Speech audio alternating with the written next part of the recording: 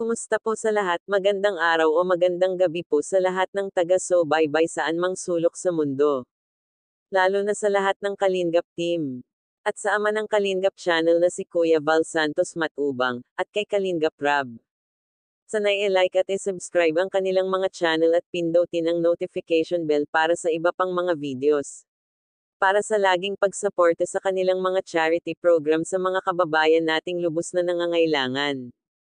Ang ating pag-uusapan ngayon ay ang pagbabalik ni Rina. Wow! Napakasaya sa lahat ng mga viewers at supporters ni Rina dahil naibalik na ito sa kanyang Mama Roda. Sobrang saya po sa lahat at nagpapasalamat sa Kalungap. At may nagtatanong na paano na ibalik. May nagsasabi na itinakas daw sa kanyang ina para maibalik sa kay Kalungap Roda.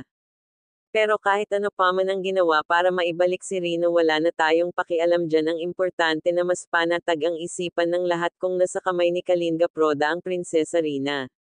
Di walang pag-aalala sa bawat isa, ang pananaw kasi ng lahat ay mas safe at maaalagaan ng husto si Rina at mabigyan ng tamang dosage sa gamot niya. At syempre hindi mahihirapan ang gustong tumulong para kay Rina kung nandun palagi kay Kalingap Roda. At sa Kalingap team hindi rin mag-aalala kung si Kalingap Roda ang nakabantay dahil alam na ng lahat kung paano mag-aalaga si Kalingap Roda kay Rina. Kaya maraming salamat po sa Panginoon at naibalik na si Rina.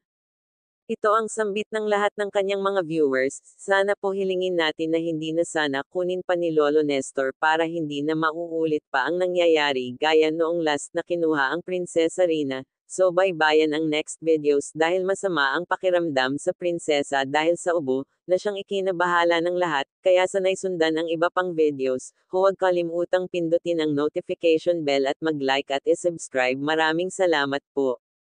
God bless all.